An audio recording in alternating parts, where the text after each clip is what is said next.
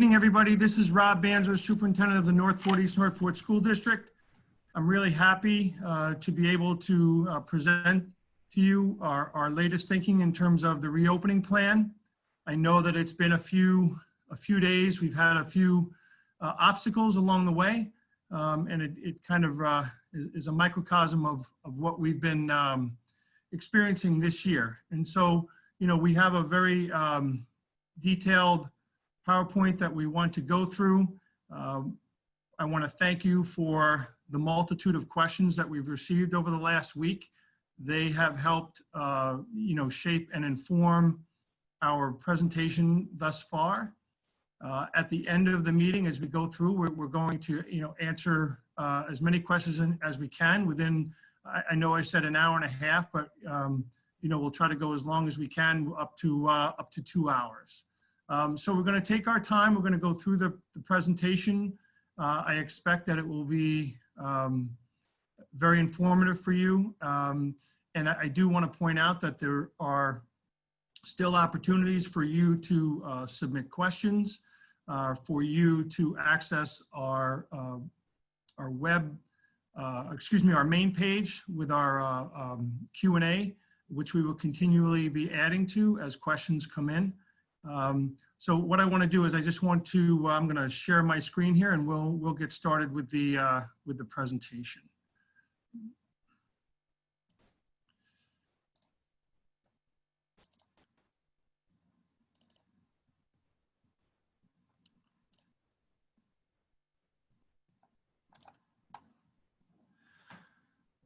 So again, I just start with our mission, our vision, and our core beliefs. Again, everything we do, including handling this particular situation, is with this in mind. And so I just wanted to make sure that everybody is aware and reminded that this is always at the forefront of what we're thinking. And as we talk about the criteria for reopening schools, obviously, we know that this extends all the way back to March 13th, which was our last quote unquote normal day. And since that time, we have been on what I can only describe as a roller coaster. But I did want to explain to you that on July 13, Governor Cuomo issued guidance and an executive order, basically stating that schools in region that are in phase 4 can reopen if the daily infection rate remains below 5%. Over a 14-day average. And that certainly if that rate goes up, we would have to reconsider our decisions. On August 7th, I think as everybody knows, the governor announced that each region's infection rate is below the rate that he set back on July 13th. So as of August 7th, he indicated that schools can open. And so we are working under that, that decision as we move forward. What you see here are just a number of icons where we have received information and guidance, including from the governor's office, including New York State Department of Education, the Department of Health, the CDC, the American Academy of Pediatrics, and the Suffolk County Department of Health Services. And again, this guidance has, in large part, driven what it is that we're doing, and was basically in terms of the governor and the Department of Health and New York State Education Department drove our plan as they described what it is that needed to be included in that plan. As we developed our plan and as we've been working throughout the summer, we basically had 4 guiding principles. The first is health and safety, that we would adhere to state level guidelines and safeguard the health and safety of our students, faculty, and staff. And obviously that's number 1. You know, that's always the top priority here. The second is to maximize instructional opportunities for all students and prioritize in-person instruction to our youngest learners and those who need additional assistance to the extent possible. And communication, maintain strong two-way communication. And this is, this is ongoing and will continue, has been going on and will continue as we work our way through this entire process. And then lastly, flexibility. I think it's really important, and as I reflect on the past few months and reflect on where we're going into the future, I cannot emphasize enough, the need to be flexible and to adjust to the changing conditions associated with COVID-19. Where we are today may not be where we are in 2 weeks, and it may not be where we are in 2 or 3 months. And it's having that flexible mindset that I think is going to serve everybody well. So just a little bit about the plan. Again, I communicated about the plan last week, and the plan is up on our website. And if you wanted to go to a particular section, there are links to those sections so that it makes it a little bit easier to access. On the 7th, Governor Cuomo indicated that he wanted to see school districts pull out information about remote learning, pull out information about contact tracing, and information about screening and COVID testing, and our plans for that. And so we are working on that as well. But all of those are embedded in the plan, and we will have those pieces of information up on the website within the next few days. And as we talk about communication, early on in the summer, we set up a number of committees and subcommittees as we began our work to really prepare for the opening of school. And when we started this work, we didn't have the guidance from New York State. So we basically broke into a number of hierarchies: teaching and learning, student support services, operations, and human resources. Within the teaching and learning, we broke into subcommittees: instruction, technology, co-curricular, grading, special education. For student support services, it was counseling and our social emotional focus, as well as the role of our nurses. Under operations, you can see buildings and grounds, food service, transportation, and security. And with human resources, we have been in ongoing discussions with our leaders, our union leaders throughout the district over the course of the last few months. And there's just a whole bunch of people that I would like to thank who took part in our planning. And you can see the names and the names of the groups here. I'm certainly not going to read them all, but scores and scores of individuals were part of the planning. And I want to thank each and every one of them for the time that they put into this. I'd also like to thank our parent focus group. And I just want to take a minute, and I understand I had some feedback that there were some concerns about how I communicated about the parent focus group. And I just want to be very clear that they provided us information. This was prior to the guidance that had come out, and we wanted to put out a survey. And we also wanted to let those individuals, the PTA leadership, come in and get a sense of where we were at that time. And so we had a very good dialogue, and they helped guide our thoughts about our parent survey. So I just wanted to make sure that I framed that correctly. Again, they are very receptive. They've been very cooperative, and I appreciate the time and effort that they put into giving us their time and their insights and their information as we develop that first survey. And speaking of that first survey, I just wanted to, one of the questions was about if we were in full in-person, if we were going to return with full in-person or in a hybrid, what did our parents have to say about that? And we had over 4,000 responses in total.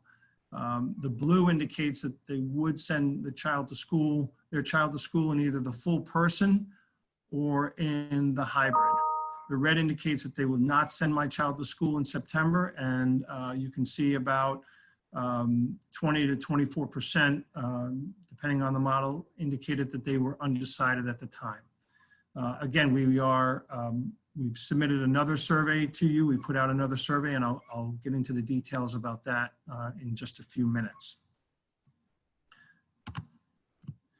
So I just want to talk about some dates, some upcoming dates, and some changes.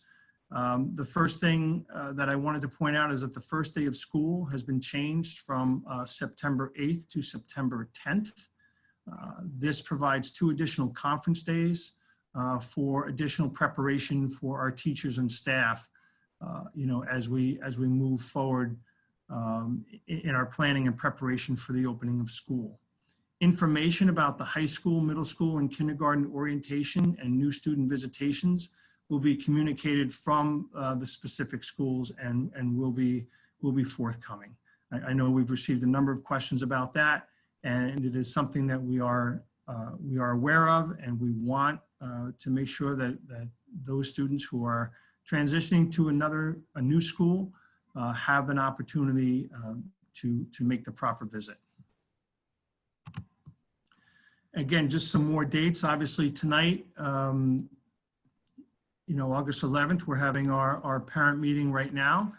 And I do want to point out we received a number of inquiries and requests to extend the survey date. And so that date has been extended until 6 p.m. on Friday evening. We will have another a meeting with our teachers and staff at 2 p.m. on the 17th. And again, that's just for our teachers and staff. We will have another parent meeting at 6 p.m. On August 18th, and on August 19th, we'll have one at 10 a.m. To accommodate the people's schedules. And again, I just want to emphasize again that September 10th is the first day of school for students, and all students will start the school year in the hybrid model, and we'll get into more details about what that will look like shortly. So in the instructional models, we were tasked by the state to come up with plans for 3 types of instructional models: in person, a hybrid model, and a remote. And an in-person model in essence means that everybody is back to school, everybody can return, and a hybrid model means that some of our students on some days can return again, and we want to keep certain health and safety protocols in mind. And then in the remote model, we are in a situation where either based on the numbers that the guidance from Governor Cuomo and New York State Department of Health, something perhaps with our region, or perhaps we're dealing with something more specific to our school district, that the third and final planning is for a remote model. And so depending on the model, there are a number of considerations that we needed to keep in mind throughout this process. The health and safety, what do the executive orders tell us? What changes are there in the Department of Health, the SED, or the CDC guidance? What is it that we're seeing locally in terms of our infection rates? What is developmentally appropriate as we put these models together? What's our ability to separate students by cohort and class? And then logistics, and this cannot be overlooked. Transportation, food service, those things are really important. Our ability to have people move from place to place, and then staffing as well. How do we accommodate all of these models, with staffing and within our budgetary constraints? And again, just a little bit more of an explanation of our instructional models. Our remote learning for all students due to school closure. In this model, full remote, students do not report to school. All students are engaging in online learning using e-learning strategies. with an established schedule that will include daily synchronous instruction. You know, that was one of the things that we heard feedback from last year. You know, that need for, for that need for daily connection between students and teachers. And so that would be a part of the remote model. In the hybrid learning model, there'd be 2 days of in-person instruction in school buildings and 3 days of remote learning. And that remote would be both synchronous and asynchronous from home. And students will be assigned to a blue-gold cohort. And then lastly, in-person, and that would be that we have 5 days of in-person instruction following a typical school schedule. Just want to dive in a little bit more into the hybrid model so that you get a sense of what our model is shaping up to be at this point. So on Mondays and Thursdays, we would have the blue group in. They would be attending school. We are committed to having families be in the same color, regardless of what school that they're in, whether it's a blue group or a gold group. And then on Wednesday, there would be a remote option for all students at this time. And I did want to point out that if there's a single day holiday occurs during the week, the remote day would be eliminated and replaced with the hybrid day. So I just gave you an example there where you can see that if, say, we had a Monday that was off, gold would still stay on Tuesdays, but the blue day that was supposed to be on Monday would move to Wednesday. And then we would continue with the schedule as is. And I did want to point out that the blue-gold designations for families will be announced by August 17th. Again, that's another question that we have received quite a number of inquiries about. And another piece that I wanted to take some time to explain to is the idea of moving, again, as I mentioned, we are starting out in a hybrid model for all of our students. And I wrote to you that we set a target date to have all of our K-5 students back in to the district, to their buildings by September 28th. And I want to emphasize that's a target. And I felt that it was important to have a target date, to have a date that was firm. And however, as I mentioned before, and you can see here that the guiding principle of flexibility will play a role in this. And, you know, as we've been planning and as we've been considering the direction that we want to go and the direction that makes sense for our district, I felt that it was really important that we have the time for all students and staff to have some transition time. Because I feel strongly, you know, this was a very tactile experience for me going into some of the buildings and seeing the classrooms and actually imagining what it's going to be like when we return, because it's going to be very different than what we left on March 13th. And so I do think that there is there would be, and there's a great deal of concern and anxiety and questions.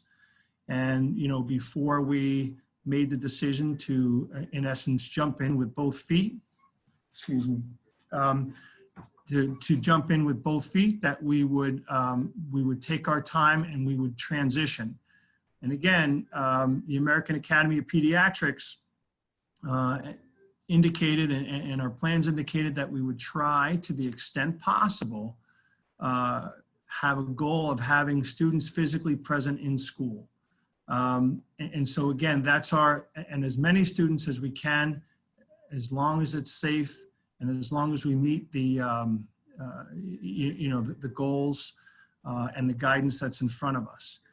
And the American Academy of Pediatrics also goes on to talk about the importance of the social emotional aspects and the transitioning that will take place. Again, as I said, it's going to be different than what students left on March 13th. And I think it's very important that we honor that. Now, between now and September 28th, there are a number of things that can happen. Conditions can change, numbers can change. Logistically, we're working on some things. So there are a lot of factors involved in this, but I do think it's important that our students, our families, and our staff have an opportunity at the K-5 level. It's a goal, it's a target, it's something that we want to move towards. And we've done some things to make that a reality, to set the foundation. But it is still something that is a work in progress, and it is something that where we stand on August 11th could look a lot different than where we are on, say, September 21st. So again, I just wanted to provide an opportunity to explain a little bit of the idea of moving from hybrid and transitioning to the full in-person. And as I said, we'll get into some more of the details about the hybrid transition in just a few slides. The other thing that I want to point out, we've had another questions before I move on and turn it over to Dr. Boschnack, our Assistant Superintendent for Teaching and Learning. We've had a number of questions about what will class sizes be at the elementary level. Well, one of the things that we've done is we have reassigned staff, elementary certified teachers back into the classroom because we wanted to lower our class sizes, even if we stay in hybrid, even if we end up in remote, even if we end up in full in person. These are extraordinary times, and so I think it's very important that we that we take the time to do this. So in the hybrid model, so we're talking about an in-person class of no more than 19, and that during the hybrid model, we'll have 50% class size each day. So that on a blue day, there'd be somewhere between, 8 to 10 students in a typical elementary class, and on the gold day, you would have the other 8 to 10 students while those students were home. As we get and we move towards the in-person, if we're in person, we're talking about an entire class of no more than 19 or fewer. So I just wanted to take a few minutes and talk about the class size and let you know, again, we've received a number of questions about class size, so I wanted to make sure I took an opportunity to answer those questions. So again, we wanted to talk a little bit about our schedules. And at this point, I'm going to turn it over to Dr. Boschnack, as I said, our Assistant Superintendent for Teaching and Learning, who will review what a typical day will look like. Hi, everyone. Good evening. Thanks for joining us. I will talk a little bit about, and I know that a lot of you have had questions about what exactly will the schedule look like during a hybrid and also during remote. So we're going to go over that tonight. First, I want to talk a little bit about the elementary schedule. And one of the things we knew back in the spring, we were going to have to put together these plans for these different models. And one of the things we did in preparation for that is we offered a summer learning program that was completely synchronous, a live teaching. And we were fortunate to have teachers that were willing to take that on. We had almost 40 teachers that were willing to do this for us so that we could really get an idea of how could we do this even better as far as having synchronous learning and working with the students. So let's take a look at the hybrid model. On the left, you'll see that there's the blue.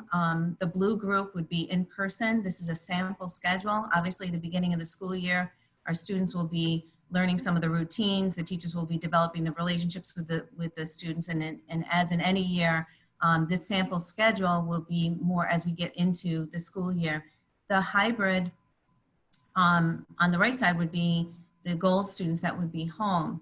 They would be connected to that classroom with that classroom teacher. However, the synchronous learning that would be occurring at the same time would be happening with another certified teacher. So their schedule would look very similar to that summer learning program that I talked to you about. They they would have a morning meeting, a live morning meeting. They would have an ELA lesson, and they would have a math lesson. There would be student work time and a break for them, and we will be working on asynchronous special for them on that day. So for example, if the blue group was having a lesson in PE, for example, they might have their lesson on that day virtually, and then the following day that they were in and live in person, the gold group would have the live lesson and the blue group would have the virtual lesson. In order to keep, again, keeping our idea of cohorts and minimizing the opportunities for them to mix, we will be having our special teacher as an art and music coming into the classroom. Also, students that are in our Investigate program or G&T will be engaged in that during their remote day. And the other thing, just I know there's been a question about when everyone is getting their class list. That would occur during the last week of August, as it usually is. And as Mr. Banzer mentioned, we did add additional sections. And so now each of the elementary classes have fewer than 19. So on any given day, there will be approximately 9 students in person during the hybrid. So as far as our secondary hybrid, same kind of setup as far as the every other day. And on the blue day, the students will be attending their classes and in person. And on the gold days, on that day, the gold students would be home, and they would be engaging in asynchronous learning. So this will not be live instruction, but it will be, they will be receiving the resources and materials necessary to keep the pace of the class and be working on assignments. Similarly to in the spring when they had assignments and they worked from Google Classroom. And on Wednesdays, that's when everyone is virtual and the teachers will do a synchronous lesson for all. It will be an abbreviated day so that we have some time built in the afternoon that will be used for the students to have some independent work time to catch up. The teachers will be working on some planning, especially for those asynchronous lessons that are happening, and collaborating with their colleagues. And again, the class sizes at the secondary would be half of what a regular class would be. So if it's a regular classroom of 24, there would be 12 that would be in attendance.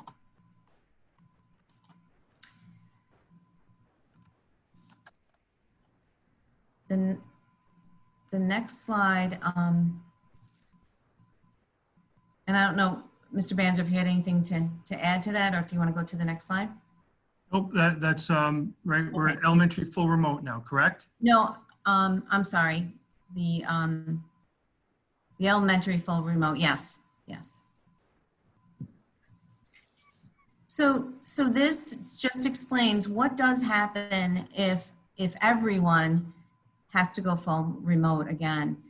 One of the things that we did is we gathered a lot of input from staff, from the teachers, from the students, and from the parents. And we received a lot of information about, what occurred in the spring. And we know we had a timeline that was quick. We had teachers that were doing their best and learning, taking trainings and really trying to apply what they were learning in the classroom and engaging in students navigating that as well.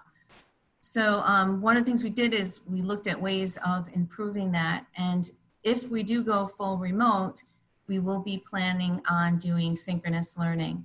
One of the concerns is the screen time. So the synchronous learning would be occurring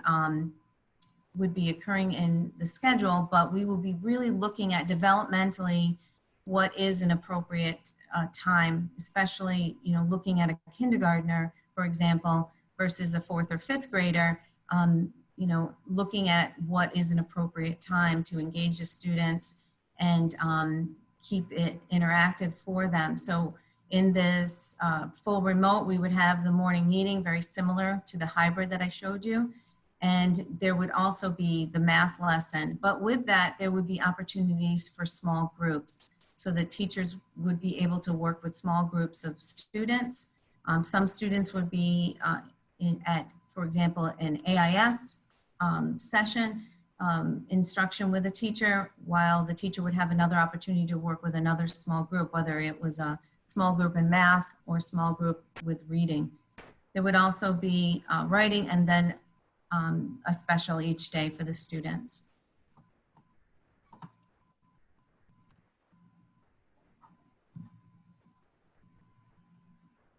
So full remote for the secondary would be also a schedule that follows their traditional schedule. One of the things we really wanted to make sure, and we know that is important to our students and our parents, is that students would still be able to take all the courses that they signed up for. We know that there are some models that districts are choosing to really focus on just the core. We really wanted to keep our schedule intact. So, so they will have synchronous learning for all of their classes. There will be, again, abbreviated periods in the sense at the high school level, approximately 30 minutes, leaving time for teachers if they need to work with students within that regular 42-minute period, so that there is some flexibility, but not too much screen time for the students. We know that for some classes, they might require the full 42 minutes of screen time, and we realize that especially for some upper level courses, but again, having a little bit of flexibility based on what's appropriate. And then on Wednesdays would be an abbreviated schedule, leaving that time for students to have independent work time and for teachers to be able to collaborate and do some planning for classes.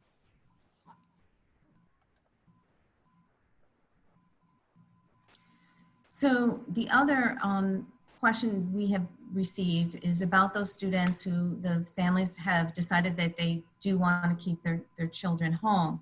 And, you know, and I've had many conversations with parents, and one of the things that we are doing is we are working on a schedule, again, to try to provide the best opportunities for our students, but also one of the things that we're planning is, you know, how many students are going to opt for that. And for us to make the real detailed plans, we need to know a little bit more information about the number of students.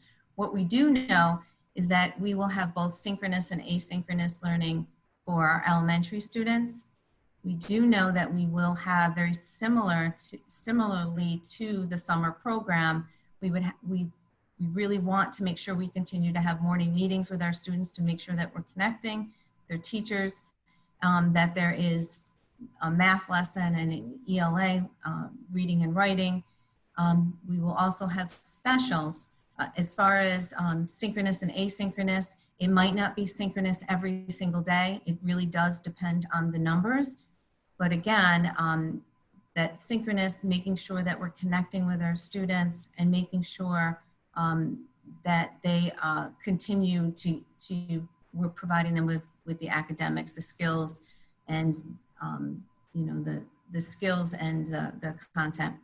The secondary would be still with, and I'm sorry, the elementary model, if a family is choosing for their child, they'll still be on the roster of that class. However, we will be having a certified teacher providing the synchronous instruction. So they'll still be doing activities and tasks and assignments from their Google Classroom. They'll still have connection to that, along with their special area teachers that are connected to their class. One of our thinking in that is we really want this to be set up in a way that it can be fluid if necessary. So for example, if a student does need to come out of the classroom and go to a remote learning model, they're able to come out and then go back in. We want to make sure that there's still that connection with their classroom. The secondary remote model, the student will still be connected with their teacher and their classmates. They will still be in those courses. but it will be asynchronous learning. On Wednesday, if you recall, the Wednesday model is that it will be remote. So those students will be with all of their classmates on Wednesdays, and they will have the synchronous learning on Wednesdays. But the remaining days would be asynchronous learning. So they would be receiving videos, materials, resources, assignments, also getting feedback and submitting work and those kinds of things. Again, this is the option if a family decides to not have their child attend school and wants to keep their child at home during this time.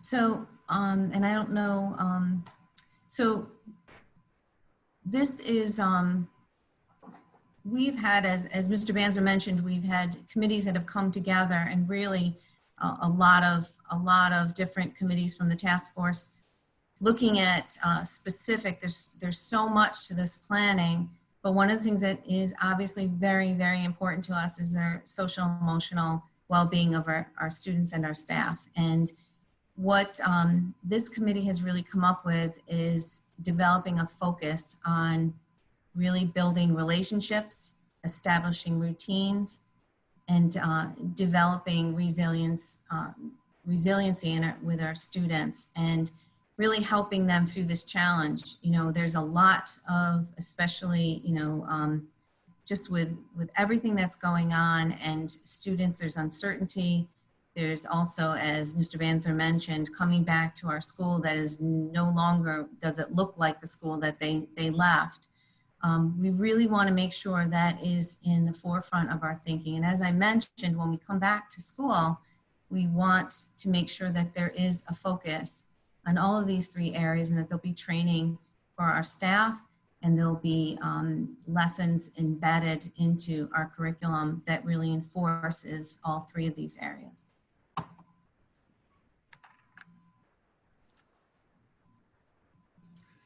So this is also the measures that are in place to support the social emotional well-being of our students and staff.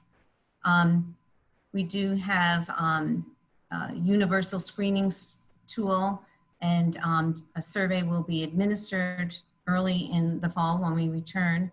And one of the things that we are making sure that we do is really assess where are our students and where are our staff, and the culture and the climate of our buildings, and what are the needs. We also have a multi-tiered system of support, a three-tiered model that will be constructed, that they're working on and implemented to support all students and their mental health needs. We are fortunate that we have school counselors in every building, and mental health staff, and that they provide the necessary resources, and also you know, have provided support for our classroom teachers, and will continue to do that as we support our students.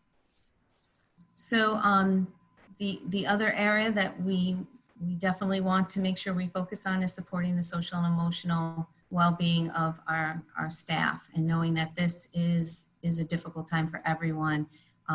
It is incredible what our staff has done, and it's going to be a lot as we move forward to make sure that not only are they learning and gaining that tools and the ability to provide the remote learning, but also supporting our students and their uncertainties and their questions, and managing all of this new normal. So we want to make sure that we have resources for them to help them to manage and cope through that. And then also, we will continue this summer.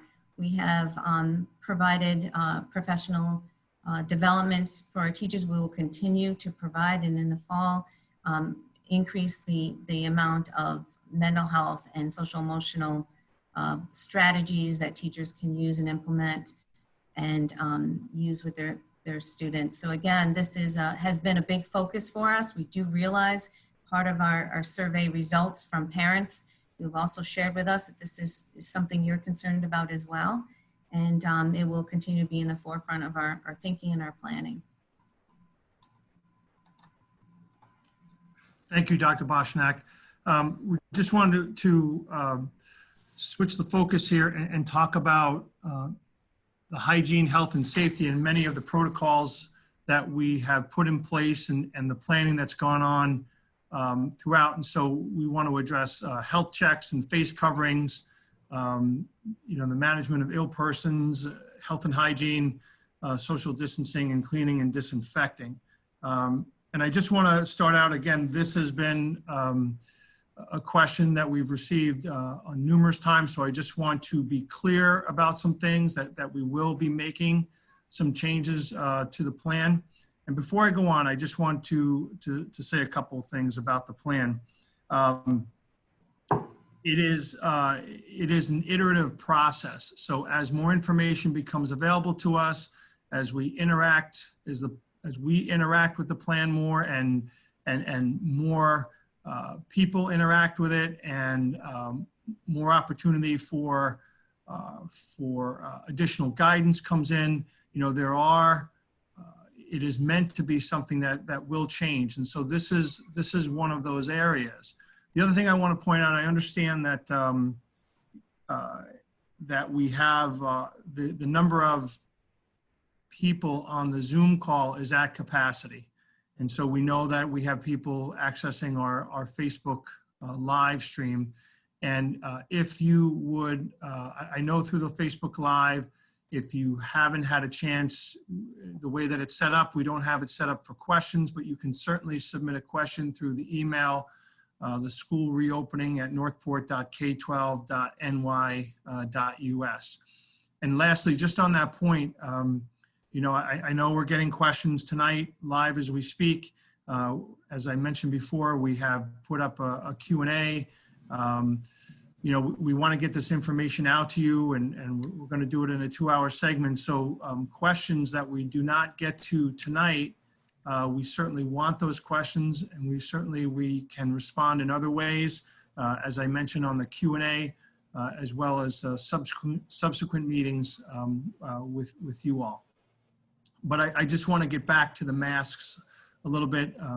The guidance talked about the importance of mask wearing. There's no question about that it is an essential piece of our daily routine, and it must be.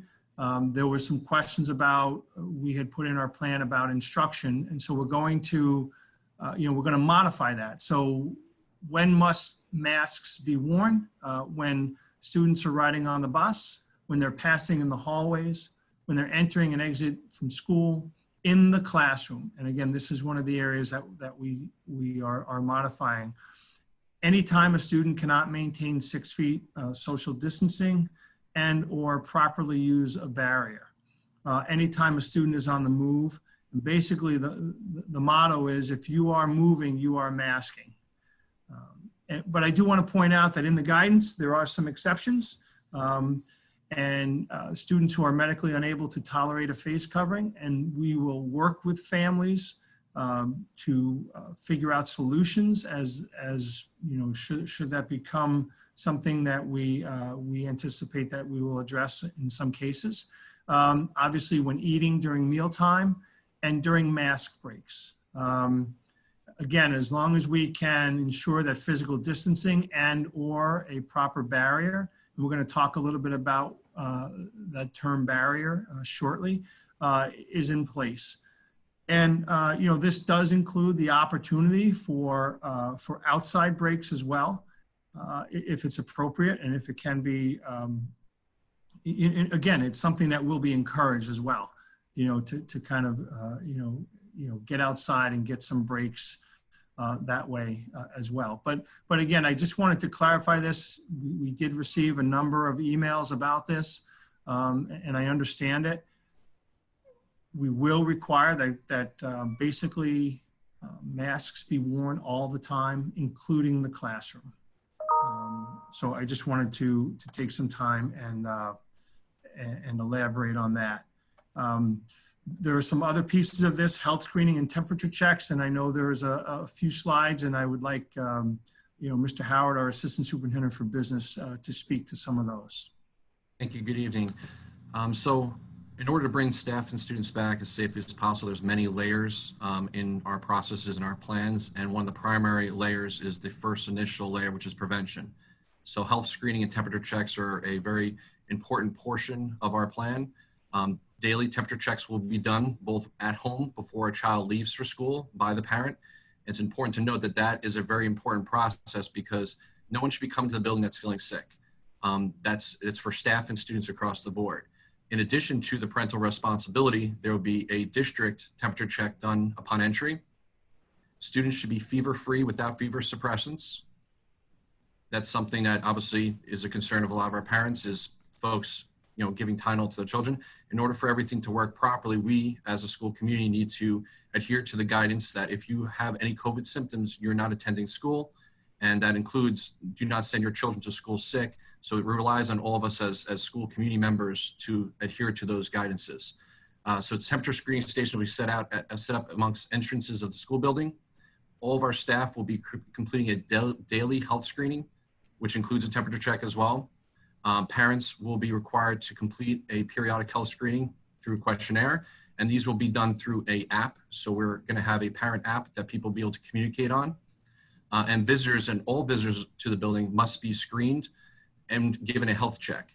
And some are asking, what are the examples of people coming to the building? No one should be coming to the building. That is correct. We are changing things, and we'll discuss that a little later.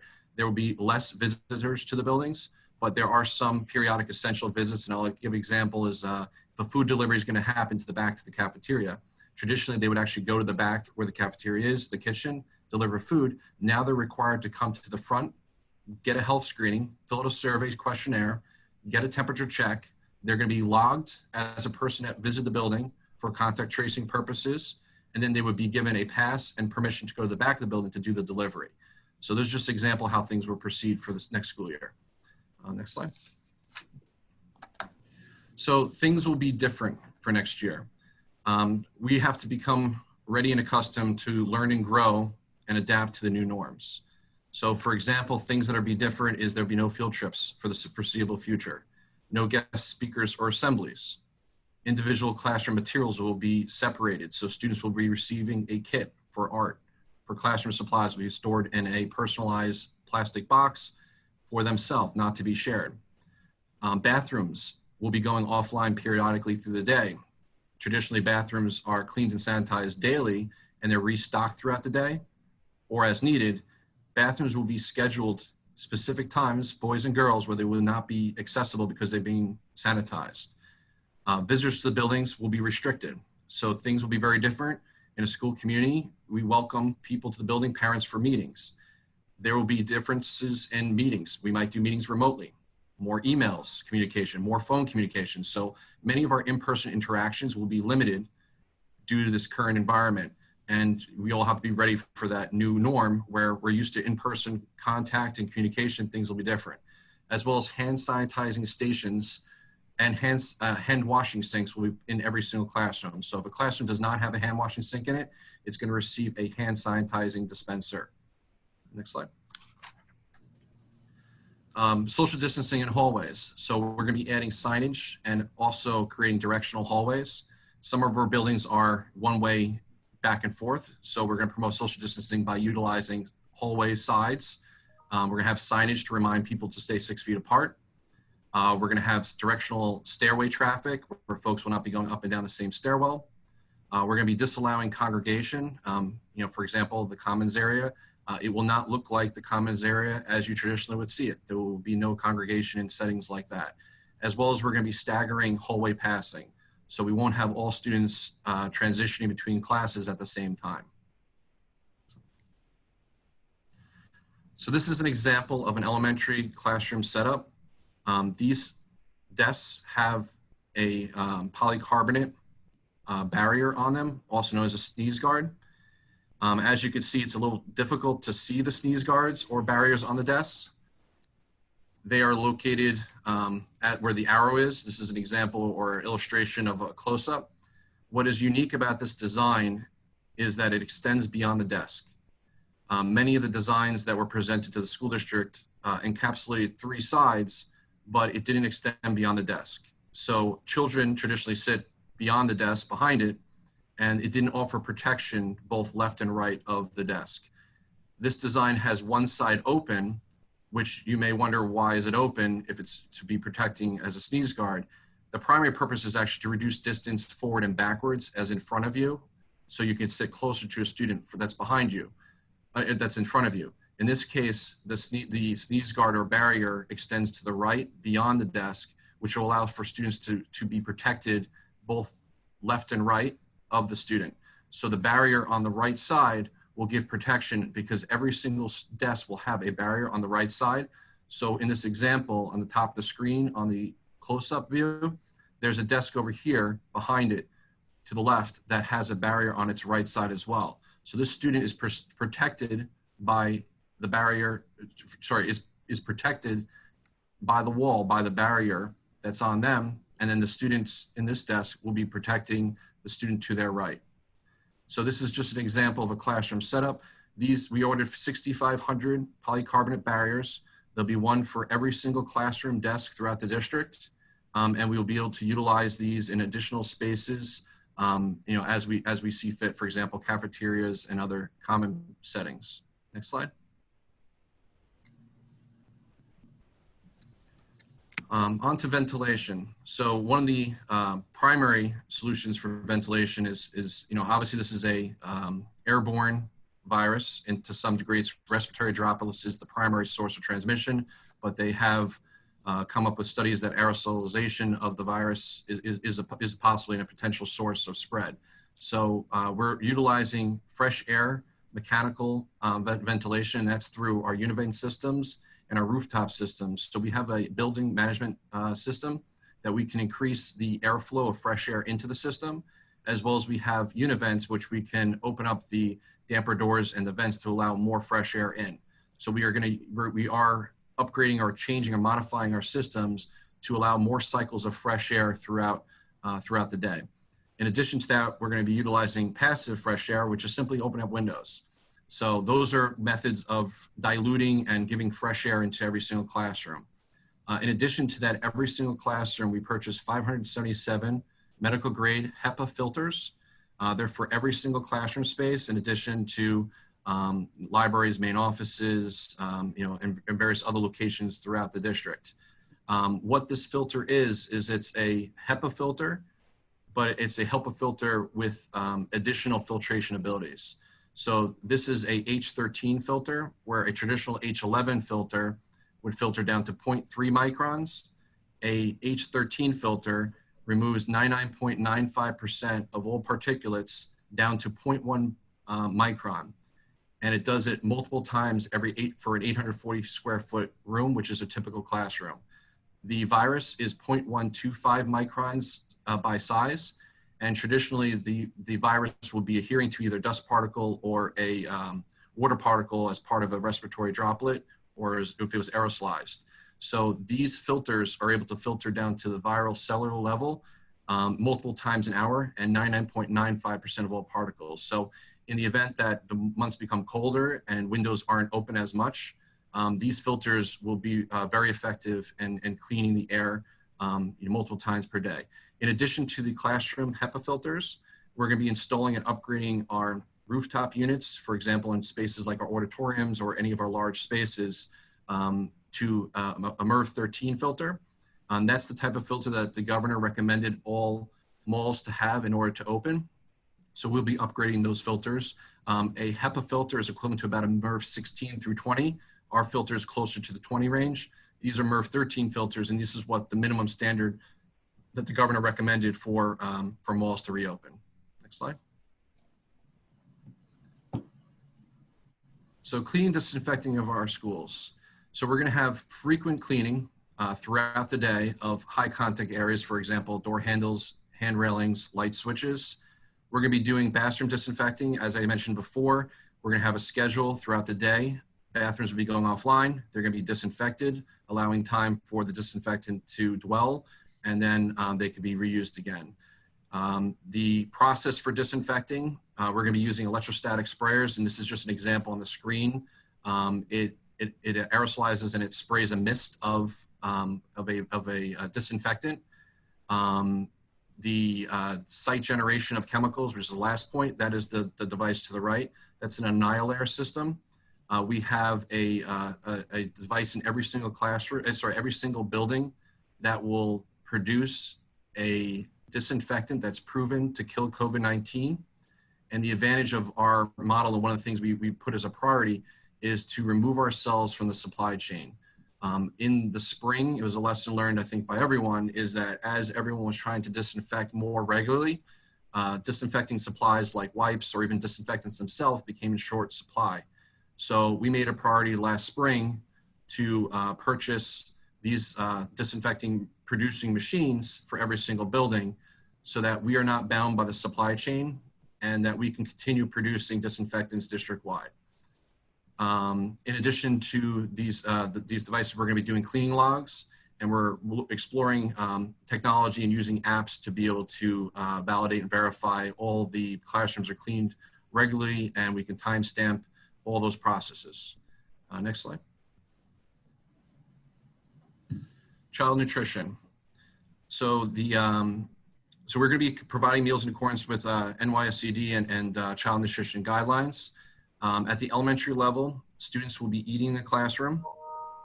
At the middle school level, students will be eating in the cafeterias or designated areas, and they'll be practicing social distancing. Students at the elementary level will be having a recess period in conjunction with their lunch, but those recess periods will be done primarily outside and as a classroom cohort. They're not going to be as a grade level, so they'll be with their own class in a recess environment. The high school students will be utilizing the large and small cafeteria. The reasons why we were able to achieve cafeteria settings in the middle school and high school is that the hybrid model 50% reduced density will allow for sufficient occupancy with spacing in those areas. And we're also exploring, in addition to spacing, physical barriers within the cafeterias if it's permitted to do so with the spacing and the chairs and whatnot that we are using. So we're also going to be training our staff on specific COVID-19 procedures as far as food handling. Staff are going to be required to wear both a face mask and a face shield while handling and serving food. We're going to be providing specific hand sanitizers and stations for food service workers as well. And we're going to have different packaging. So we're going to have packaging that promotes, that's transportable between classes. So if they're walking or moving back to their classroom, they would be able to have packaging that allow for that to happen. In addition to that, we're promoting reduced density and physical barriers. Next slide. Okay.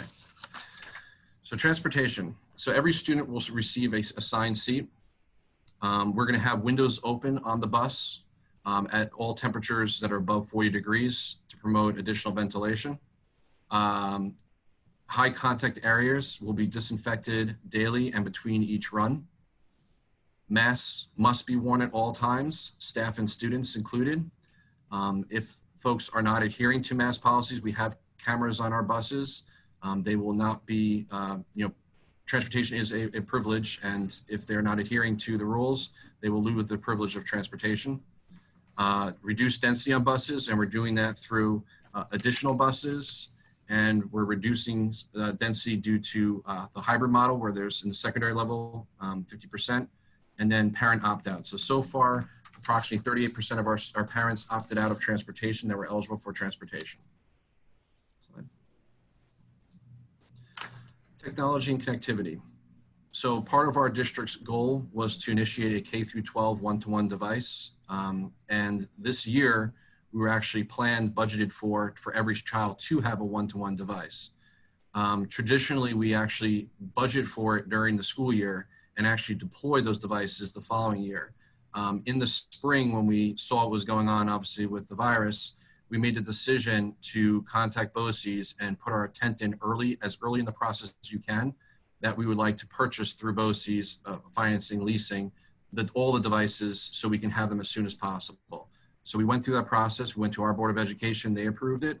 We went to the BOCES Board of Education, they approved it, and in July, we placed the order as early as possible as part of this current school budget year. As you can imagine, everyone's ordering these type of devices, so there is a bottleneck and there's a supply chain issue with them, but we are expecting those devices to be received by October. We are also improving our bandwidth and our infrastructure. So we actually have a 4 gigabit connection for our district, which has the capacity of streaming many more devices than we've ever streamed before. So we have capacity to expand and do additional, remote learning if necessary. We're also addressing the families of needs that don't have high-speed access. So in the recent survey, one of the questions was about access to internet, and we're working with our technology department on creating hotspots and devices for families that don't have access to internet so they can participate remotely if necessary. And every family will have at least one issue device until the shipment arrives. So as I mentioned, the shipment is expected to arrive in October, but it is delayed. And we do have a number of devices still on hand that we have not distributed. And those devices will be for families that don't have access to at least one device until the October shipment is received. And at that point in time, we can have every student with a device throughout the district. Slide. And then Spencer, would you like to do athletics? Mr. Howard, I can take this. Thank you very much. We get a lot of questions about athletics and also extracurricular activities, and I'll address athletics first. Right now, through the New York State Public High School Athletic Association, they have indicated that the start of fall athletics are postponed until September 21st. And so any decisions that we make about sports and athletics are really driven by that association, by what we're told from the governor and the New York State Department of Health. So right now, unfortunately, we're in a situation where we cannot move forward with athletics until we get further guidance from the Department of Health and the New York State Public School Athletic Association. There's a link there. They have been very active and working with those parties to do what they can to ensure health and safety. But at this time, high school athletics for the fall have been delayed until September 21st, and modifications to playoff schedule has already been made, that there would be no state tournament in the fall. So again, this is something that we are awaiting additional information and guidance on. And then in terms of extracurricular activities, there will be opportunities. These opportunities will be virtual, will be remote. Again, we value the importance, and we know our community does, and our students do, and our teachers, those extracurricular opportunities. And really, we see the path going forward at this time for it to be a virtual environment between those advisors and those student clubs. And I just want to take a few minutes and really just summarize a few things as we go through this. There's a partnership here as we engage upon a reopening plan and moving forward. The idea that we're all adhering to the social distancing protocols, that we are staying 6 feet apart, and/or we're using barriers, and barriers like you saw with the polycarbonate, the clear polycarbonate desk shields. That's what's considered a barrier. And so we're providing those for every student. We are establishing protocols and rules and signage to promote and to maintain the 6 feet distancing whenever we can. We also, again, want to take some time and clarify the wearing of a mask, and just be clear that we're talking about the classroom as well, in addition to all of those other areas. Basically, if you're masking, you're moving. health screening. This is something that Mr. Howard talked about, and it's really important. We need the assistance of our families to help us out with this on a daily basis. Get a sense of how your child is feeling, and if they're not feeling well, have them stay home. And again, there's a threshold in terms of temperatures, and that's 100 degrees Fahrenheit. And as I said before, if a child is feeling sick, they ought to stay home, in addition to staff as well. We will be limiting visitors, and as much as we can, we'll conduct conferences by phone or virtual meeting. Vendors, deliveries, we're rethinking all those things. And then, the whole importance of washing your hands, because again, touching our face and all that goes along with that, the more that we wash our hands and keep our hands clean, the better chance we have of keeping the infection rate down. I just wanted to take a few minutes and provide you some information about some upcoming dates. Obviously, tonight we're having this forum. I want to reiterate that the August 14th survey due date has been extended to Friday, 6 p.m. We will be having a meeting with our teachers and staff, and actually that was just adjusted to August 17th. August 17th, and we're going to send out a revised here because there was some last minute changes to this, but the parent meetings will take place on the 18th and 19th, and the teacher meeting will take place on the 17th. And again, we'll make a revision to this slide. September 10th is the first day of school for students in the K-12 hybrid model. And I just want to say thank you, and a few things about this. This will be this will be recorded and will be placed on our website. And for information about reopening, you can go to our main website and you can go to the reopening information page. And I just want to thank everybody for attending. And I know that there are some questions. We're going to take some time, the remainder of the time, to answer as many questions as we can before we close out the evening. And so I think, Mrs. McLaughlin, I know you've been monitoring the questions. I do have some questions here, Mr. Banzer. So the first question asks, why are elementary school students not starting in person from day one? Yeah, so I took a little time to address that during during the explanation of the hybrid model. And really, I think it's imperative that we take the time to make sure that our students, our staff, and our families are comfortable. And having a target date, I think, is important, but also having some time to transition into that and allow people the opportunity to grow and get comfortable. And then if certain, logistical issues need some refinement, we have that time built in. Again, I understand the sentiment. I understand the impact that can have on families and childcare.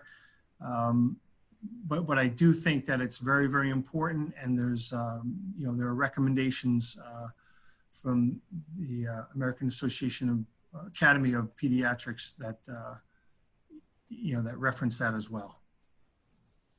Thank you. Mr. Banzer, another question about the middle school and high school students. When will the middle school and high school be able to return to in-person instruction full time?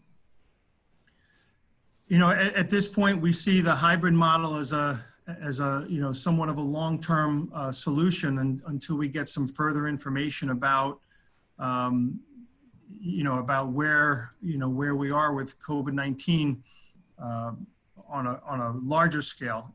It's just, there are a tremendous amount of logistics.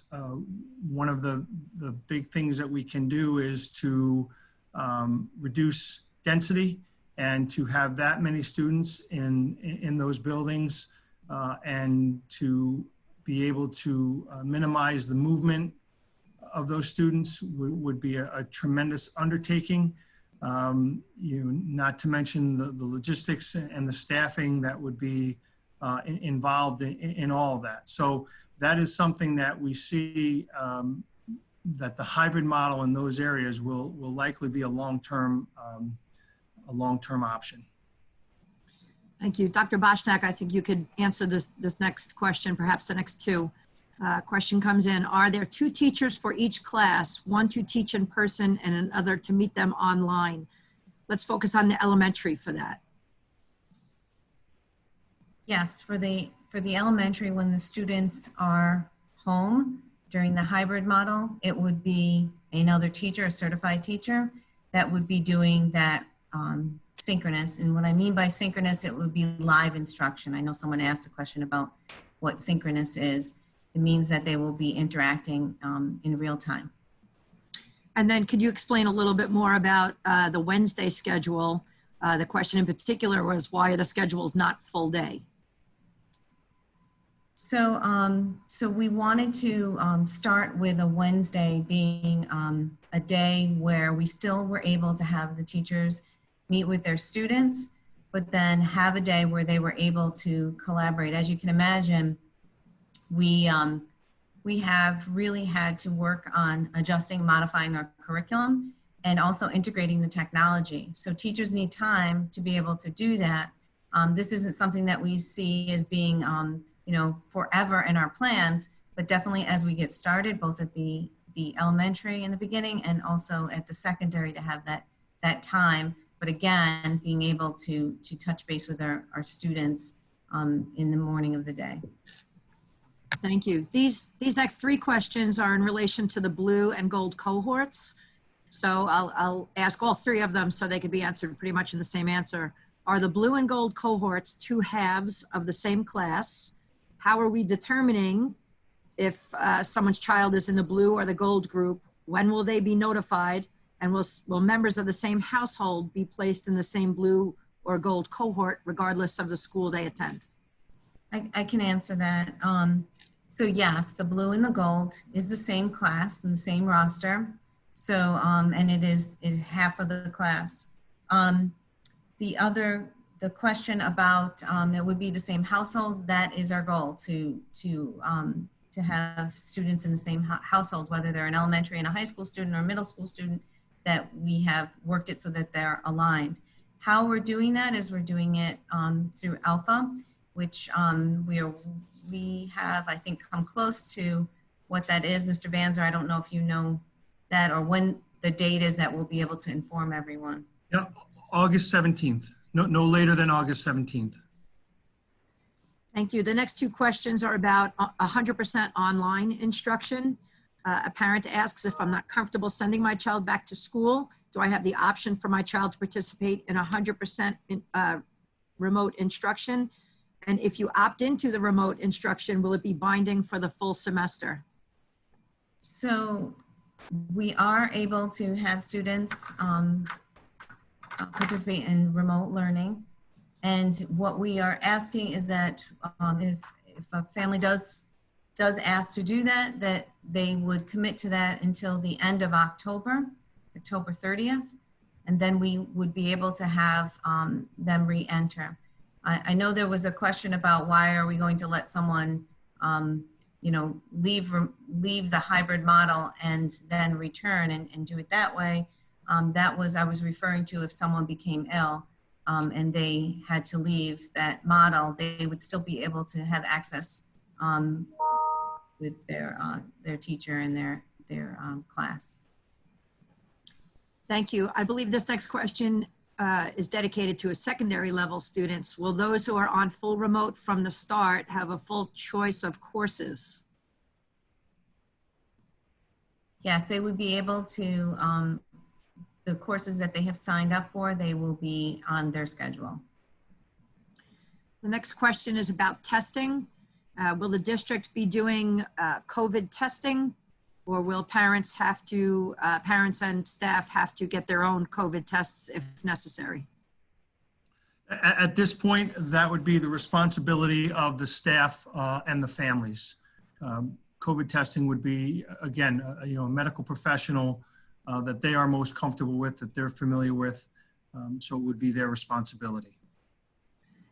Thank you. We could give guidance on, how to access that information, how to get, how to sign up for appointments and things like that. But facilitating the testing, we can't do at this point.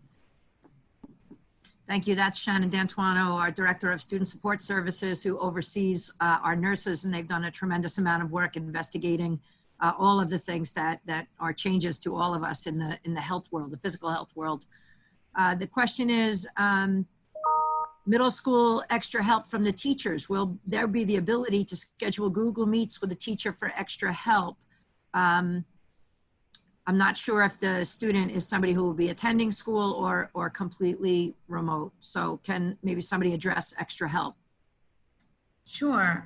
So that's, we will have extra help for our students. Like I said, details of the schedules are going to be forthcoming, and we will be working with our teacher leaders, our principals, and really finalizing those plans on how that all works. And like you said, I'm not sure if they're referring to a remote or in person, but we definitely want to make sure that we're supporting our students in what they need. This question may have been addressed, but Mr. Banzer, perhaps you can elaborate on the answer. The concern is we're allowing students to come out of in-person and go back into school, but not to go back, and if they choose remote at the start. I'm not sure I understand fully the question, but let me rephrase.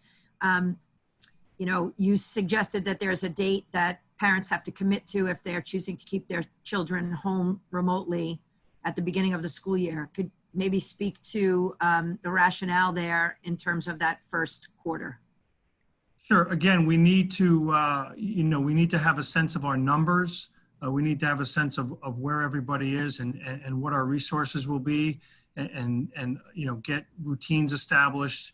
But if you're talking about a student, and so I'm referring to somebody who's in a full remote situation there. But if you're talking about somebody who, in essence, goes out because they're ill or they're suspected of being ill and they decide to come back, that would be, that's a typical situation that we deal with all the time.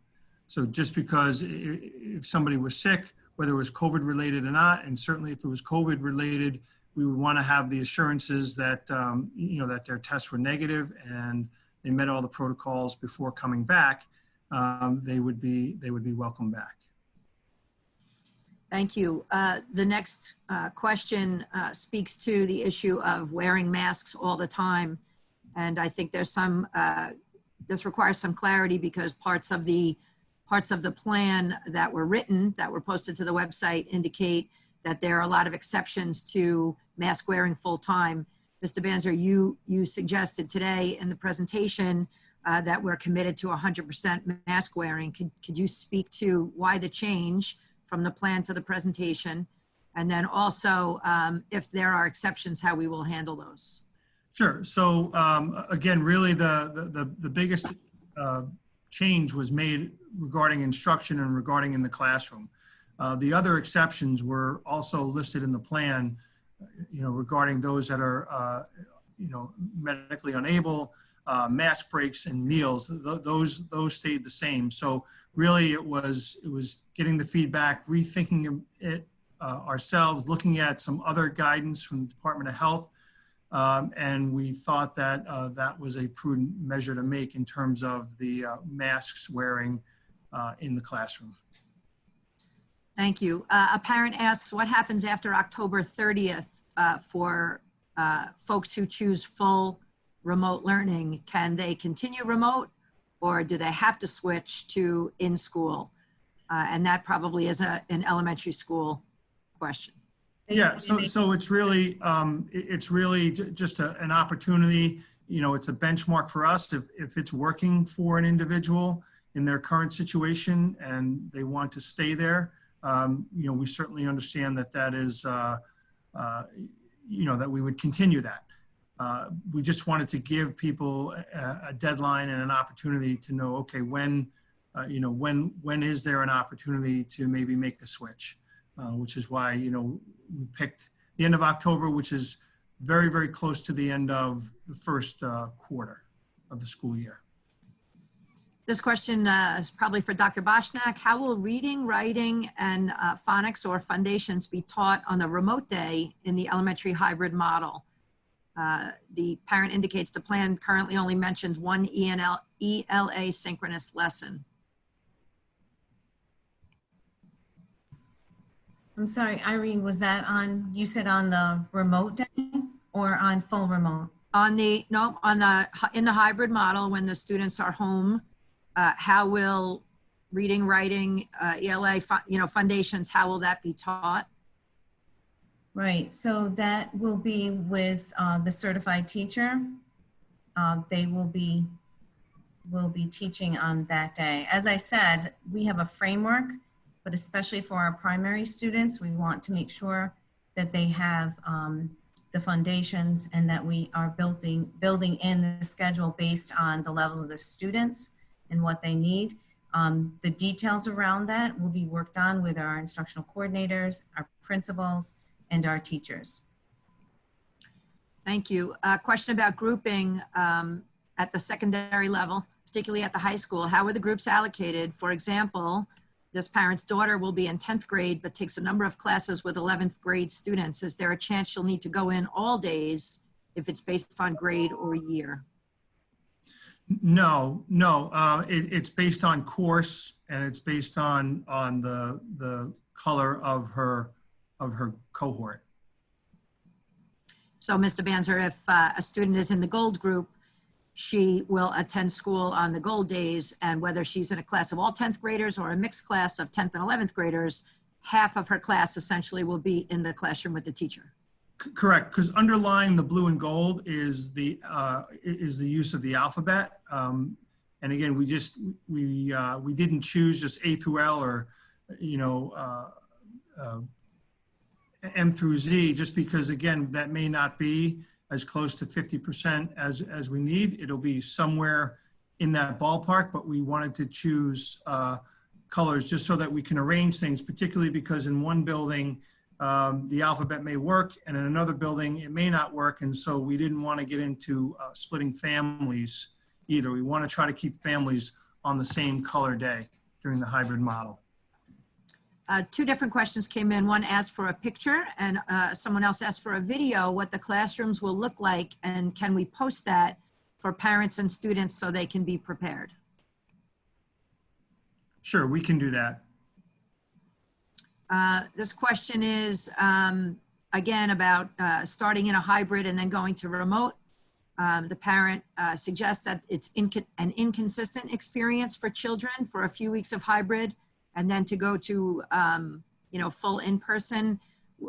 What's our feeling on that, further confusing children and stretching out the adjustment time? Yeah, no, I certainly understand the sentiment. And as I said before, I do think that that transition time and allowing all of us, the adults, the students, the families to make that adjustment has merit. I think, again, particularly at the beginning of the year, the emphasis, we want to get people in the classroom. We want to get, going with learning, but we also want to take our time and building a comfort level as we kind of deal with this new normal. And we know that there'll be an emphasis on ensuring, that the social emotional needs of our students and our staff are met. Thank you. This question has to do with the target date of bringing all elementary students back, and the suggestion from this parent is that the target in-person date should be phased in at one in-person day every 2 weeks, similar to what the governor did with phasing the state in, not making that change within a day or a weekend. The governor did this to check metrics. What metrics are we going to check when everyone is full-time within a day or a weekend? Sure. So again, we set a target date. We're going to be looking at it. As I said before, there's flexibility built around that. If there's a set of circumstances that come up, whether it's our local metrics, what we're seeing something within our district or in our region that might indicate that we, can continue to move forward, or it might mean something that we have to postpone it. Those are the types of things that we need to consider. How are we doing with busing? How is it working in the classrooms? How are we doing with passing time? All of those kinds of things, which I think we're going to do a great job with, really require some time and analysis in the hybrid model first before we go. So we're going to be looking at a number of pieces, and again, both globally and within our district and within our schools. Thank you. This next question, I'll pose it for elementary level and then also for secondary level, although the question doesn't indicate which one it is. I think it's worth answering. What if class size has more than 19 children? So at the elementary level? Yeah, it's just, right now, it's just not built that way.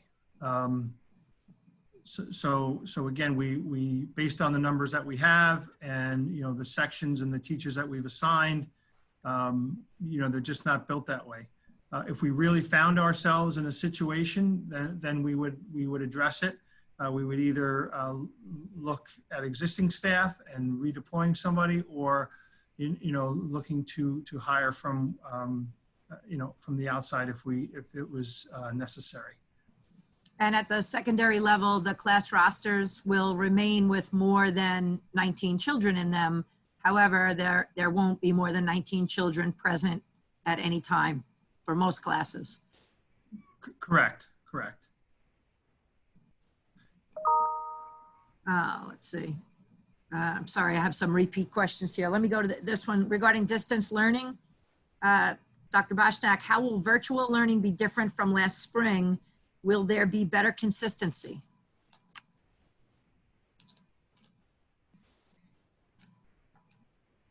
So yes, and as I mentioned when I spoke, the elementary summer program was something that we wanted to try as far as a model for what we would be able to offer our elementary students, and that is going to be synchronous, and there will be a schedule. And as far as the secondary, they will have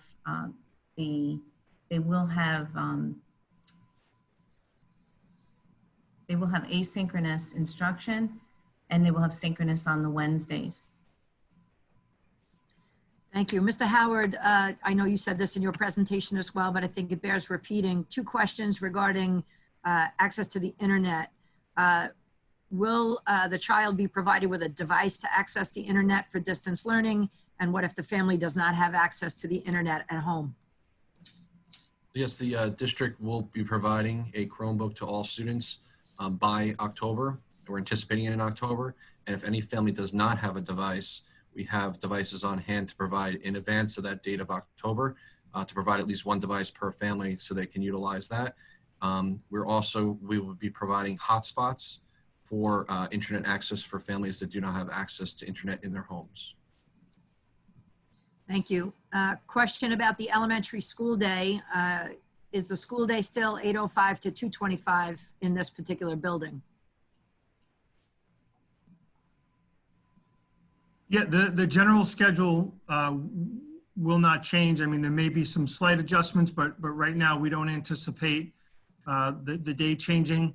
Again, we will be talking about logistics in terms of staggering starts. One thing that we have to address is, I know that there are some families and at some schools that are accustomed to dropping students off early. That's going to have to be modified. Again, as we continue to ensure social distancing and proper distancing and staggering and cohorting, those are the types of things that we're going to have to work with families, because we're not going to be able to accommodate early drop-offs.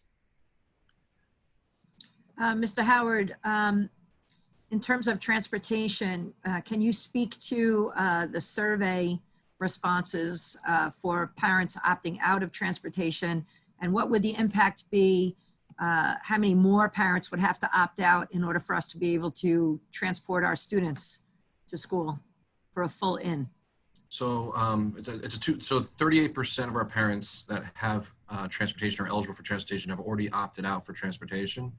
What we're working on is we're adding additional buses, and this is the challenge. It's not just a financial challenge, it's an accessibility to buses and drivers. So we are reaching out to our contractor to secure additional large buses, but they are limited in the capacity that they have for both drivers as well as large buses. So we're working on that and exploring that. But currently we're building models to reduce density to approximately 50% on buses. So the 38% that have opted out brought us significantly closer to that. In our hybrid model buildings, like our middle schools and high school, we will achieve the social distancing requirements that we expect. Our elementary building, we're still working on getting that number, but we're working on additional buses to help supplement any extra families that are getting buses. But in addition, families that are in the same household can sit together. So our goal occupancy may be slightly higher in bus routes that have family members that can seat together. Thank you. And just to reiterate, students will be required to wear masks on buses. Is that correct? Students and staff at all times while riding the bus will be required to wear a mask. No admittance onto the bus.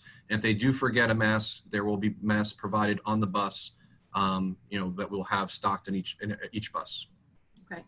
Mr. Howard, how many classrooms, I don't know if this requires an actual number, but how many elementary school classrooms can fit 19 students with social distancing of 6 feet? I don't have the exact number, but some buildings have an easier, because the layout of the buildings and the classrooms themselves can achieve the 6-foot social distancing. But the goal of the district is to utilize as much social distancing as possible and then use barriers. So the guidance is for barriers or social distancing. We're going to enhance social distancing to the extent possible by reducing our class sizes. And then we're also having physical barriers in addition to that. And can you speak, Mr. Howard, to what our principals and what our custodial staff has done in terms of assessing each classroom within the building? So every single principal and their head custodians went classroom by classroom to do an evaluation of setting up a classroom for a 6-foot social distancing on all sides, and then a separate model where they utilized a barrier configuration, how many students they can fit. So many of our classrooms with barriers can exceed well over 20 students, but we put a cap at the 19 or fewer because we want to allow for as much spacing as possible throughout our elementary buildings. Thank you. Dr. Boschnak, can you speak about at the elementary level how the students will receive instruction in science or social studies, and then also speak to what will be happening Wednesday afternoons? So as far as the remote learning, we are looking to embed science and social studies in our math and our ELA instruction through those synchronous learning opportunities. And then on Wednesdays, there will be, as we're in hybrid, the Wednesdays will be for a shorter period day, and then there will be opportunities for teachers to be able to plan and collaborate. However, when students are all in, that will be a regular 5 days, regular schedule. Thank you. And Dr. Boschnak, has the district used the summer to give teachers training for remote learning? I think I would extend the question to last spring, when we were all remote last spring, and the summer to provide training, professional development opportunities for teachers with regard to remote learning. Absolutely. And what has been, we have taken advantage of is there's been a lot of offerings online, both by our teachers sharing information and providing those sessions online for their colleagues, but also for having consultants that we're offering. So not only are they learning those strategies and those tools, but they're becoming participants, and they have been teachers as well as being the student on the other end. So we have all summer long, teachers have been engaged in PD. Thank you. Question, is the full remote a current option for anyone who chooses it?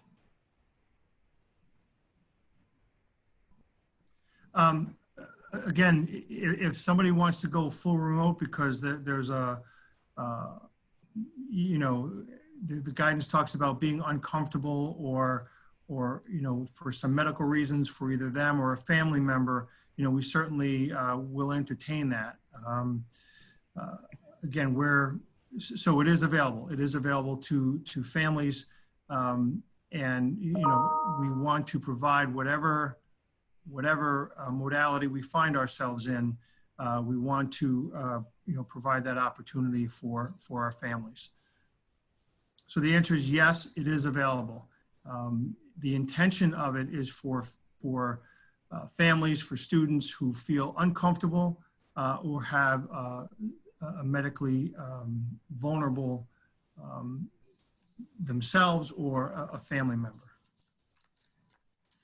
The question is regarding synchronous learning opportunities for the elementary students who opt for remote learning, but not a similar model for the secondary, especially higher level classes. Can we speak to the philosophy behind that decision or the parameters that are set around that decision?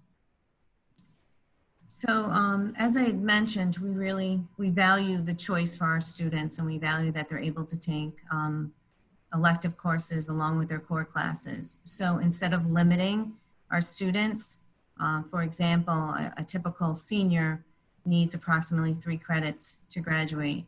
And instead of limiting to the graduation requirements, we wanted to be able to provide our students with those options, again, having an availability if they choose to go back, that they would be able to pick up those courses and continue in person.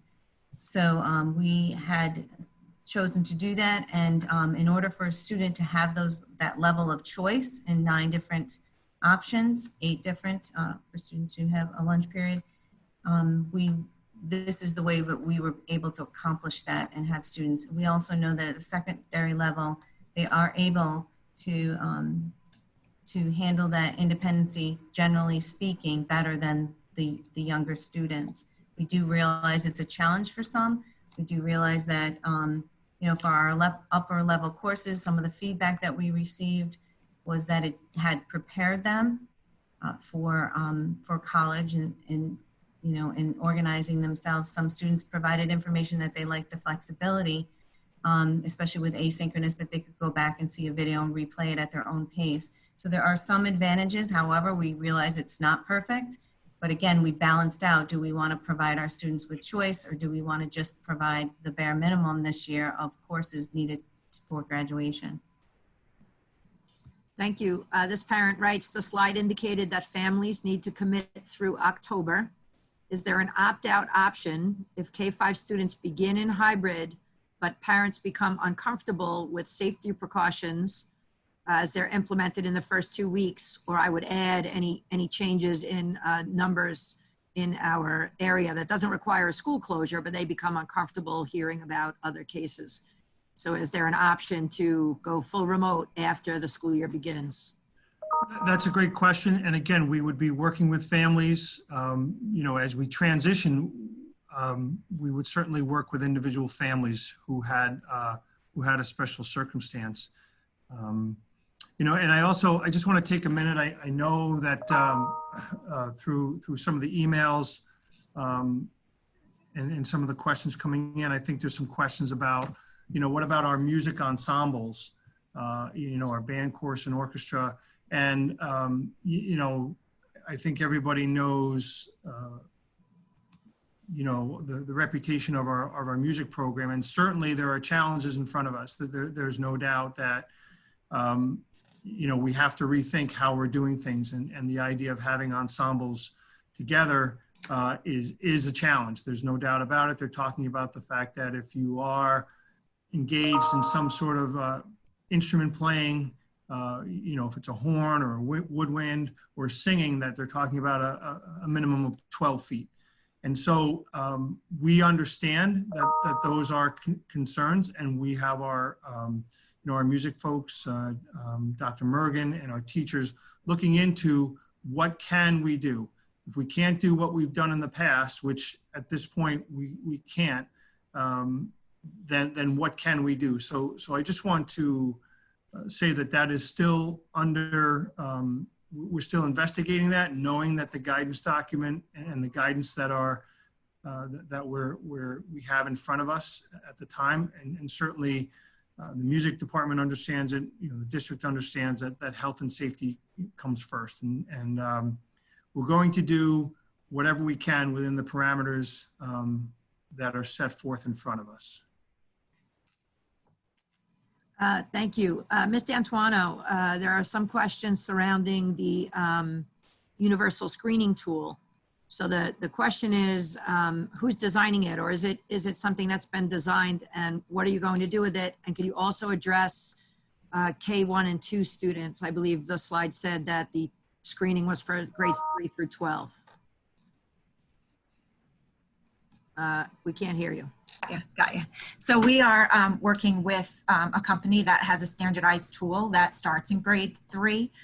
What will it be used for? It's going to be used to create that MTSS that we have and help us create the tiers of support, and really to help us identify every student's needs. So we want to make sure when students come back in that they will be supported through that MTSS. So 80% will be supported in the tier 1, 15% in tier 2, and then the last tier would be for the 5%. In terms of the K-2, what we were working with the company to do is we expanded it to allow families to participate in the survey, so that the K-2 parents could take it. But that's something in K-2 classrooms, they're doing the morning meetings, they're doing daily check-ins, whether remotely or in the classroom, but we could certainly create a tool. It's just not going to be standardized. Thank you. Along the same lines of social emotional health, and I don't know if Mr. Banzer or Ms. D'Antuono is going to answer this, is there a plan to address the social and emotional health of students and staff specifically for Northport Middle after the considerable upheaval last year? So we had students who obviously were moved to other schools, and then their school year ended abruptly in March, as did all students. How would the social emotional health of the students at Northport returning to Northport Middle School be assessed, and is there anything special that will be happening for them? So again, I've been in contact with Dr. Haas, and I know he's looking at orientation for his 6th grade families. So that is something that that will be forthcoming. Again, I think in terms of the staff, they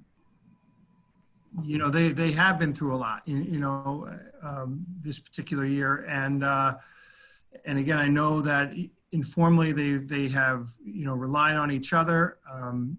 It's something that I think we need to consider further, and I'll confer with Dr. Haas in terms of some thoughts around that particular idea. But just to build upon that, the survey tool will be used to, once again, identify what students need additional support.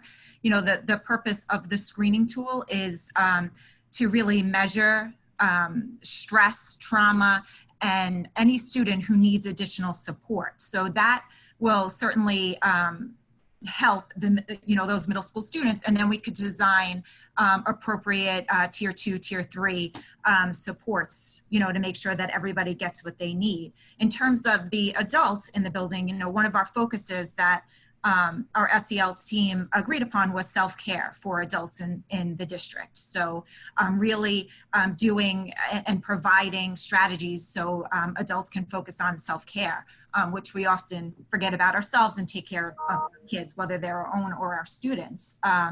So we are creating like a Wellness Wednesday type of mailing to our staff that will have strategies that they could both use within the classroom, but also to support self-care. Thank you. Mr. Banzer, will there be scope programs in our elementary schools? Yes, there will be, and there'll be before and after school programs. And again, they are, we've been running our scope program. You may recall that during, from March on, that we had to provide childcare for our essential workers, and we did that. We did that at Pulaski. And again, they understand what the the protocols are for under the current situation regarding COVID, and they would be expected and have demonstrated that they can follow those protocols.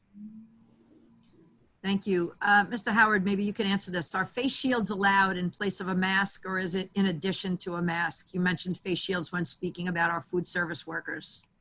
Yeah, so face shields are proven not to be sufficient as far as a PPE in alone. So you have to have some sort of physical barrier separation. But for our purposes, when we're utilizing face shields, they're going to be used in addition to a mask, unless that there is sufficient social distancing beyond the 6 feet, and the face shield's more of a supplementary item. But in the classroom settings, face masks will be on at all times. Thank you. These next two questions are about temperature checks. Will all students be temperature checked, even though parents say they're okay? I would assume that means on a survey. And then will temperature checks be taken during lunch so that any students who have been given Tylenol, I guess in the morning, will accurately be assessed? And what happens if it's found that a parent sent their child to school with a fever? So I think one of the things that we, again, we are going to rely on parents. There is a partnership here. We are going to check our students as they enter the building. Currently, there is no plan to check them midday. However, one of the requirements of the plan is that we hold a training on, what the signs and symptoms of COVID may be, and any particular student. So again, in the course of the day, regardless of whether or not there's Tylenol, a person can become more symptomatic of whatever it is that they have. And so it'll be something that we'll be paying attention to a great deal more. And I would suspect that in any year prior to this, if you talk to a teacher or particularly one of the nurses, or they could see when a child perhaps was feeling more and more ill. So there will be training around that. We will be holding temperature checks when students walk in. The idea of Tylenol has been, brought to our attention. We understand it. But again, this is a partnership. This whole thing belongs to all of us. It's not just one entity. It's not the school. Even if we look at this globally, it's our collective society that, that has a responsibility to uphold their part of the bargain, if you will, to reduce this and ultimately eliminate it. And that's the same goes for schools. So if your child is ill, please keep them home. We are fully aware of the implications and what it may mean in terms of your day and your work schedule. We appreciate those things. But first and foremost, at the height of everything has to be health and safety of everybody. Thank you. Ms. D'Antuono, if a student or staff member tests positive for COVID, what will the district's response be? I can't hear you. Yeah, sorry. That's okay. I'm trying to be mindful of muting myself when somebody else is speaking. Depending on how we're alerted, really what the protocol is going to be, if somebody comes or is symptomatic by any of the CDC symptoms that are listed on the website, and they go to the nurse's office, staff or student, they will immediately be isolated and sent home with directions to contact their doctor and be evaluated, and then they can return if they have a medical documentation or a COVID negative test. So if they test positive, that's when we would alert the Department of Health, Suffolk County Department of Health, and we would help them facilitate the contact tracing efforts and alert families that may have been exposed, to the students that may have been exposed, as well as staff members. Thank you. And then in terms of a COVID-19, would there be a COVID-19 testing requirement for students and staff members to return to school after experiencing symptoms? So once they're quarantined for the allotted amount of time, it's usually 10 days post, from the symptoms to the end, they're allowed to return to school, but that would be facilitated with the Department of Health, the return. So the Department of Health would identify the quarantine and isolation period, and we would be a part of that conversation. And we would also be a part of the plan for them to return in conjunction with the Department of Health. Thank you. Mr. Banzer, perhaps you can answer this question. If there is a viable vaccine that becomes widely available, do you know if it will be required for school attendance, and will schools then return to full classroom learning without these protocols that we're speaking about? Yeah, I don't know. Certainly that would be the call of,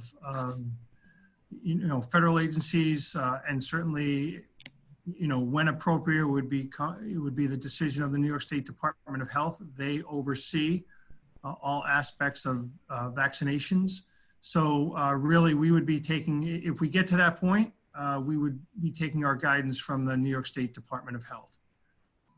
And as soon as we can, as soon as we have, an understanding of what this is and how to eradicate it or manage it, and we can get everybody back to, what we desire to be, both as a school district and as a community, then we will welcome that. Thank you. This will be the last question for tonight's session. And Mr. Banzer, I believe you'll speak to folks who haven't had all of their questions answered tonight. How will child pickup and drop off work for parents at each school? So we are looking at, we're going through the process right now with our principals to identify the best way to have our students arrive and dismiss. And there could be some staggering going on. Where students are located geographically in the building may indicate their path to and from school. We are giving that a great deal of consideration, and we are working to finalize that with our principals. We know that our buildings are very different, and so the answer for one school may be different for another school. Thank you. Those are all the questions I'll be asking tonight. And I just want to say, we've been at this for nearly 2 hours, and I want to thank everybody for being a part of this tonight. This will be this is being recorded and will be posted to our website, and certainly it'll be available for people to refer back to. We have 2 more opportunities for our public, at least 2 more for our public to to hear from us. Certainly along the way, as more information becomes available, and there needs to be an update in one way, shape, or form, you'll be hearing from me, you'll be hearing from the district. And as we move closer to the beginning of school, you'll be hearing more and more from your principals. If you did not have an opportunity to have your question answered or read tonight, and I appreciate that we were able to answer as many questions as we did tonight, please, we have the email, and we've been receiving literally hundreds and hundreds of questions, and we have taken those questions, we've categorized them, we've created a Q&A, and we will continue to add to that Q&A. I'm sure there'll be more questions generated after hearing this presentation tonight, and hopefully it answered a lot of questions for those that are those that are participating tonight. We understand that we reached capacity pretty quickly, and so we will be making some adjustments to our next presentation to ensure that the pathway to access to this meeting in whatever form flows more freely.